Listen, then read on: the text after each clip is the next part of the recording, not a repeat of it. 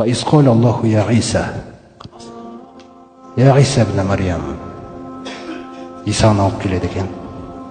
İsa'ның қауымы. Сонда Аллах Тағала Исаға сөйлейді екен.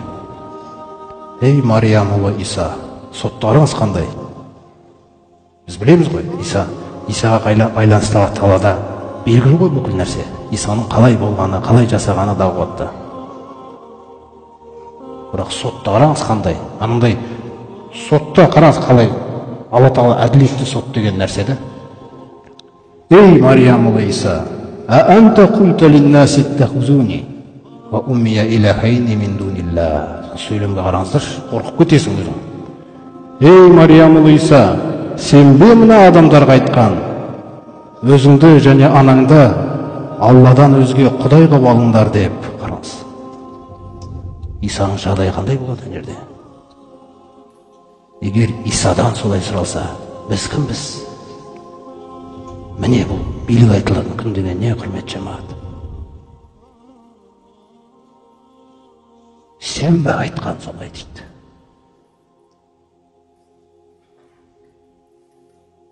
Қоля субханака, Иса қорққан. Раббым, сен пәксің кемшілік сипаттардан, пәксің Раббым. Ма якуну ли ан акула ма лайса би хаққин. Хақым жоқ нәрсені қайтып айтамын, Раббым, олай мен.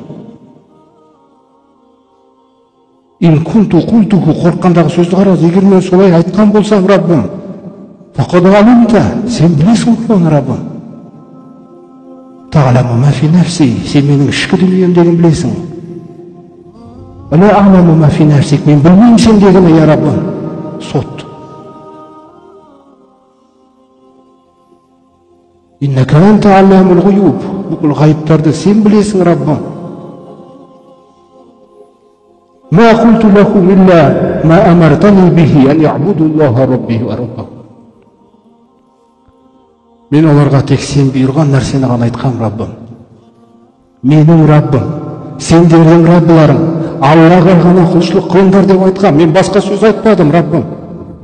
Исаның сөзін қараңыздар. Факунту шахидан алейхим ма думту фихим.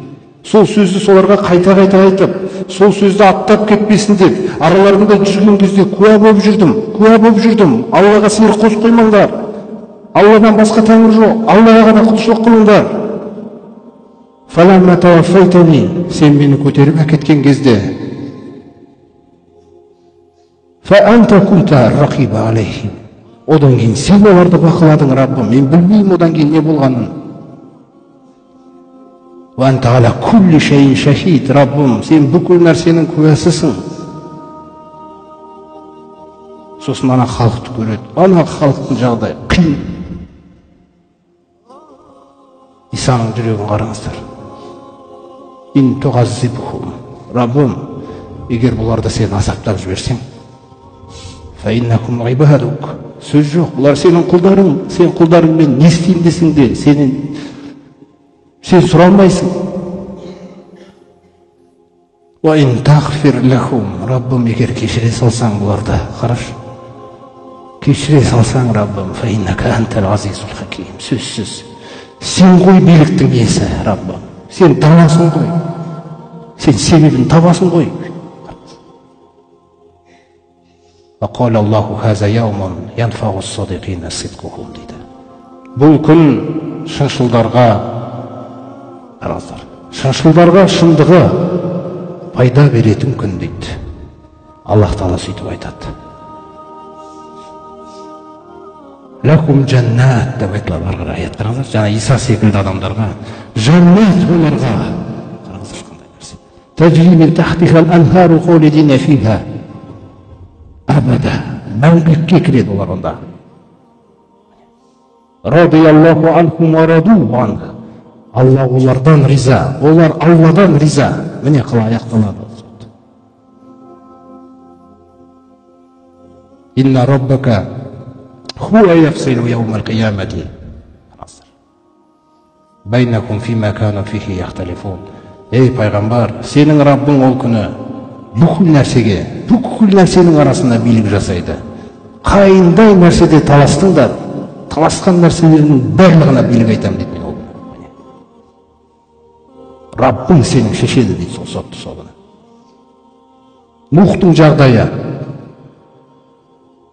Абаллахта я Нух, баллахту я Рабби. Жеткіздің бе ей Нух қауымыңа менің айтқанымды. Қиямет қияметте Алла біледі ғой бәрін. Бірақ сотты қараңыз қалай болады. Нух, жеткіздің бе сен қауымыңа? Жеткіздің Раббым. Жеткіздің бе сендерге, ей қауымы? Жеткізген жоқ. Я Нух, мен яшхаду алейк, қараңыздар. Мен яшхаду лака. Ей Нух, кім саған куә болады бүгін? Бар ма куә? Бар я Раббым. Кім? Мухаммаду ва уммату. Мұхаммед пен үмбеті Раббым. Құраннан бізді таныған. Мұхаммед пен үмбеті бізге болсады, бізге куә болар. Сол кезде пайғамбарымыз аятта оқиды: «Казалика жаалнакум умматан васата». Біз сендерді, ей Мұхаммедтің үмбеті, сондай бір ортада тұратын, положениеға қарайтын үмбет қылып қойдық сендерді дейді. Литакуну шухада алан нас. Бүкіл адамдарға дүниеге болсын, ақыретте болсын, куә болсын деп сендерді. Міне пайғамбарымыздың үмбеті. Осындай сот болады, құрметті жамағат. Сондықтан біреуге бір ренжітіп қойған нәрсеңді еске ал. Еске ал. Оны былай жібермей, ол қияметте келеді, құтыламайсың одан. Оны түзетілмейді қияметте, мүмкін емес оны түзету. Бүгін сыну керек соны түзету үшін да.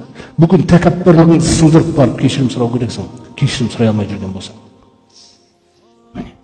Не керек сен кешірім сұрай алмай жүрген күйің? Кімге еркектік болады ол? Бар да сын. Айт, кешір мені бауырым. Мен Раббымнан қорқам ол күннен. Мен қорқам ол күні сенімен таласып тұрудан. Міне мұсылманның күйі да. Ол сондай сот. Елшілердің өздері жаңағындай жағдайда сұраққа тартылса, өзіңіз ойлаңыз. Басқалардың жағдайы қандай болмақ? Әрбір шындықты Алла Тағала солай сұраса, өтіріктің жағдайы қалай болады онда?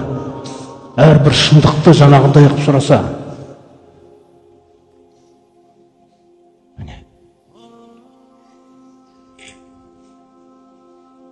Яғламу анналлаха шадидул иқаб.